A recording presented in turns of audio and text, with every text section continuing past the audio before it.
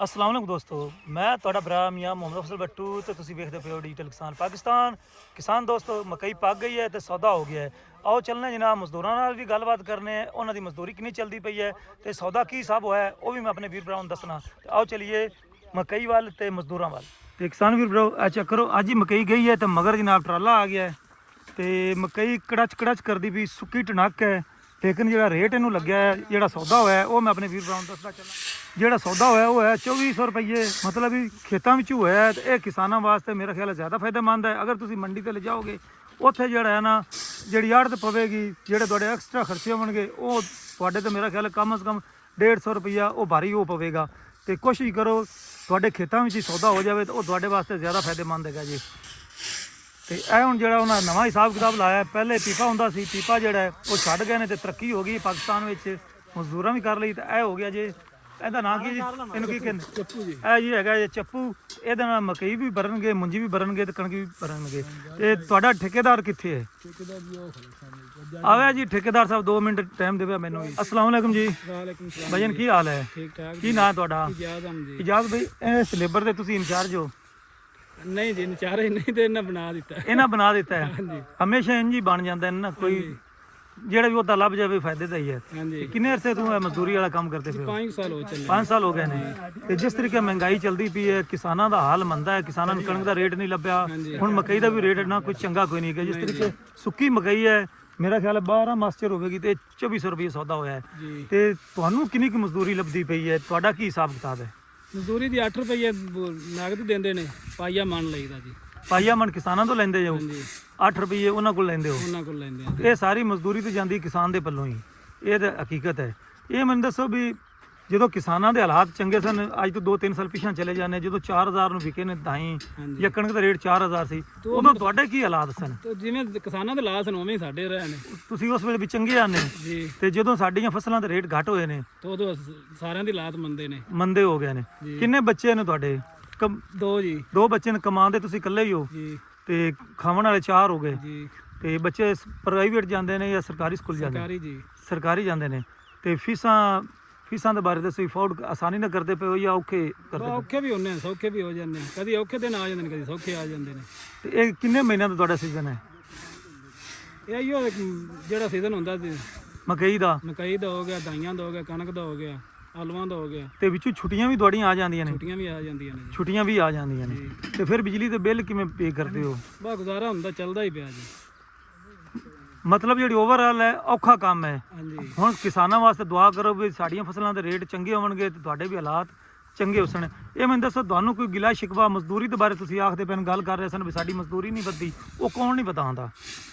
ਉਹ ਆੜਤੀ ਨਹੀਂ ਵਧਾਉਂਦੇ, ਹੋਰ ਕਿੰਨਾ ਨਹੀਂ ਵਧਾਉਣੀ ਜੀ। ਇਹ ਕਿੰਨੇ ਸਾਲ ਪਹਿਲੇ ਦੀ 8 ਰੁਪਏ ਚੱਲਦੀ ਪਈ ਹੈ?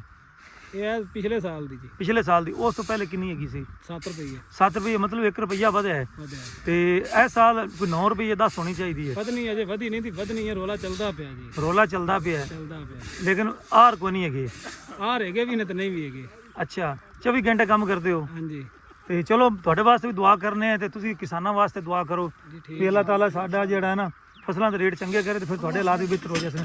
ਇਹਨੂੰ ਕਿੰਨੀ ਬਰਤੀ ਲਾਈ ਹੋਈ ਜੀ? 70 ਕਿਲੋ ਜੀ। 70 ਕਿਲੋ ਜੀ। ਇੱਕ ਬੰਦਾ ਇੱਕ ਬੋਰੀ ਆਸਾਨੀ ਨਾਲ ਚਾਹ ਲੈਂਦਾ ਜੀ। ਠੀਕ ਹੋ ਗਿਆ। ਡਬਲ ਕਦੇ ਮੁਕਾਬਲੇ ਵੀ ਕਰਾਉਂਦੇ ਨੇ? ਕੋਈ ਨਹੀਂ ਮੁਕਾਬਲੇ ਅਸੀਂ ਤਾਂ ਅਜੇ ਤੱਕ ਨਹੀਂ ਕੀਤੇ। ਮੁਕਾਬਲੇ ਕਦੇ ਨਹੀਂ ਕੀਤੇ? ਚਲੋ ਆਲੂ ਦੇ ਸੀਜ਼ਨ 'ਚ ਆਪਾਂ ਕਰਾਂਗੇ ਇਨਸ਼ਾਅੱਲਾ। ਤੇ ਇਹ ਹੁਣ ਚੈੱਕ ਕਰੋ ਜੀ, ਬੋਰੀ ਮਿੰਟਾਂ 'ਚ ਭਰ ਰਹੇ ਨੇ। ਲੇਕਿਨ ਆੜਤੀ ਹਜ਼ਰਾਤ ਨੂੰ ਵੀ ਚਾਹੀਦਾ, ਜਿੰਨੇ ਵੀ ਮੰਡੀਆਂ ਦੇ ਮਾਲਕਾਨ ਹੈਗੇ ਨੇ, ਸਾਰੀ ਜਿਹੜੀ ਮਾਰ ਦੇਣੀ ਹੈ ਤੁਸੀਂ ਜ਼ਿਮੀਂਦਾਰਾਂ ਨੂੰ, ਕਿਸਾਨਾਂ ਨੂੰ। ਜਿਸ ਤਰੀਕੇ ਹੁਣ ਪਾਈਆ ਮਾਨ ਹੈ ਉਹ ਸਾਡੇ ਪੱਲੂ ਲੈ ਲੈਂਦੇ ਨੇ ਤੇ ਬਾਕੀ ਜਿਹੜਾ ਹੈ ਨਾ 8 ਰੁਪਏ ਆਪ ਦਿੰਦੇ ਹੋ ਤਾਂ ਉਹਨਾਂ ਇੱਥੋਂ ਲੋਡਿੰਗ ਕਰਨੀ ਹੈ, ਫਿਰ ਆਫ ਲੋਡਿੰਗ ਕਰਨੀ ਹੈ, ਫਿਰ ਅੱਗੇ ਲਿਜਾਣੀ ਹੈ। ਮਤਲਬ ਵੀ ਬੜਾ ਔਖਾ ਕੰਮ ਹੈ। ਤੇ ਇਹਨਾਂ ਦੀ ਬਈ ਮਜ਼ਦੂਰੀ ਜਿਹੜੀ ਹੈ ਨਾ ਉਹ ਲਾਜ਼ਮੀ ਬਤਾਓ ਤਾਂ ਕਿ ਉਹਨਾਂ ਦਾ ਜਿਹੜਾ ਗੁਜ਼ਾਰਾ ਹੈ ਨਾ, ਹੁਣ ਤਾਂ ਖੰਡ ਘਿਓ ਹੀ ਨਹੀਂ ਲਈ ਜਾਂਦੀ ਪਈ। ਇਹ ਵੀ ਮੇਰਾ ਖਿਆਲ ਹੈ ਦੱਸਣਾ ਭੁੱਲ ਗਿਆ ਹੈ ਜਿੰਨੀ ਮਹਿੰਗਾਈ ਹੈ ਜੀ। ਦਿਓ ਪੈਗਾਮ ਜੀ। ਹਾਂਜੀ, ਘਿਓ ਚੀਨੀ ਬੜੀ ਮਹਿੰਗੀ ਹੋ ਗਈ ਜੀ। ਕਿੰਨੇ ਕੀ ਹਿਸਾਬ ਹੋ ਗਿਆ ਘਿਓ ਖੰਡੇ? ਘਿਓ 500-600 ਕਿਲੋ ਹੈਗਾ। ਘਿਓ ਚੀਨੀ ਹੈਗੀ 200-250 ਕਿਲੋ ਤੱਕ ਹੈਗੀ ਹੈ ਜੀ। ਅੱਛਾ। ਹਾਂਜੀ। ਤੇ ਚੌਕੀ ਮੰਗੀ ਹੋ ਗਈ ਹੈ ਕੀ ਮੰਗੀ ਹੋ ਤੇ ਗਈ ਜੀ ਕਿੰਨੇ ਕਮਾਉਣ ਵਾਲੇ ਨੇ ਤੇ ਖਾਵਣ ਵਾਲੇ ਕਿੰਨੇ ਕੋਈ ਨੇ ਕਮਾਉਣ ਵਾਲੇ ਹੈਗਾ ਜੀ ਤੇ ਖਾਵਣ ਵਾਲੇ ਕਿੰਨੇ ਨੇ 5 ਗਮਾ ਖਾਣ ਵਾਲੇ ਜੀ 5 ਖਾਵਣ ਵਾਲੇ ਨੇ ਹਾਂਜੀ। ਤੇ ਤੁਹਾਡਾ ਗੁਜ਼ਾਰਾ ਕਿਹਦਾ ਹੁੰਦਾ ਪਿਆ ਬੜਾ ਔਖਾ ਜਿਉਂਦਾ ਪਿਆ ਗੁਜ਼ਾਰਾ ਜੀ ਬੜਾ ਔਖਾ ਹੁੰਦਾ ਪਿਆ ਹਾਂਜੀ ਤੇ ਹੁਣ ਫਿਰ ਅਪੀਲ ਕੀਤੀ ਜਾ ਸਕਦੀ ਹੈ ਹਕੂਮਤ ਨੂੰ ਹਾਂਜੀ ਅਪੀਲ ਵੀ ਖੰਡ ਘਿਓ ਜਿਹੜਾ ਸਸਤੀ ਕਰੋ ਸਸਤੀ ਕਰੋ ਜੀ ਆ ਮਕਈ ਤੇ ਸਸਤੀ ਕੀਤੀ ਖੜੇ ਨੇ ਕਣਕ ਵੀ ਸਸਤੀ ਕੀਤੀ ਖੜੇ ਨੇ ਹਾਂਜੀ ਤੇ ਖੰਡ ਘਿਓ ਜਿਹੜੀ ਹੈ, ਜੋ ਸਸਤੀ ਕਰਨ ਚਾਹਾ ਮਤਲਬ ਵੀ ਉਹ ਸਰਮਾਇਆਦਾਰਾਂ ਦੀ ਹੈ ਤੇ ਇਹ ਜ਼ਮੀਂਦਾਰਾਂ ਦੀ ਹੈ ਜ਼ਿਮੀਂਦਾਰਾਂ ਦੇ ਗਏ ਜੀ ਉਹ ਇਸ ਤਰੀਕੇ ਸਾਡਾ ਜਿਹੜਾ ਨਾ ਬੇੜਾ ਗਰਕ ਤਾਂ ਕੀਤੀ ਖੜੇ ਨੇ ਤੇ ਨਾਲ ਜਿਹੜਾ ਹੈ ਕੋਈ ਉਹਨਾਂ ਸਾਡਾ ਗੜ ਕੀਤੀ ਕਰਨ ਨਾਲ ਗਰੀਬਾਂ ਦਾ ਵੀ ਕੀਤੀ ਖੜੇ ਨੇ ਤੇ ਕਿਸਾਨ ਵੀਰ ਭਰਾਓ ਅੰਦਾਜ਼ਾ ਕਰ ਲਓ ਹਰ ਬੰਦਾ ਹੀ ਪਰੇਸ਼ਾਨ ਹੈ ਜਿਸ ਤਰੀਕੇ ਕਿਸਾਨ ਪਰੇਸ਼ਾਨ ਨੇ ਇਹ ਮਜ਼ਦੂਰ ਪੱਲੇਦਾਰ ਵੀ ਪਰੇਸ਼ਾਨ ਨੇ ਪੂਰਾ ਮੁਲਕ ਪਰੇਸ਼ਾਨ ਹੈ ਲੇਕਿਨ ਜਿੰਨੇ ਵੀ ਕਿਸਾਨ ਵੀਰ ਭਰਾ ਹੈਗੇ ਨੇ ਉਹਨਾਂ ਦੀ ਫਸਲਾਂ ਦਾ ਜਿਹੜਾ ਰੇਟ ਹਕੂਮਤ ਜਨਾਬ ਧੱਕੇ ਨਾਲ ਡੰਡੇ ਨਾਲ ਉਹ ਘਟਾਈ ਖੜੀ ਹੈ ਤੇ ਜਿਹੜਾ ਹੈਗਾ ਸਰਮਾਇਆਦਾਰਾਂ ਦੀ ਚੀਜ਼ਾਂ ਜਿਹੜੀਆਂ ਹੈਗੀਆਂ ਨੇ ਜਿਸ ਤਰੀਕੇ ਚੀਨੀ ਹੈ ਘੀ ਹੈ ਸਰਫ ਸੋਡਾ ਹੈ, ਉਹ ਸਾਰਾ ਕੁਝ ਜਨਾਬ ਮਹਿੰਗਾ ਉਸ ਦੇ ਨਾਲ ਮੈਂ ਆਪਣੇ ਵੀਰ ਭਰਾ ਨੂੰ ਦੱਸਦਾ ਚੱਲਾਂ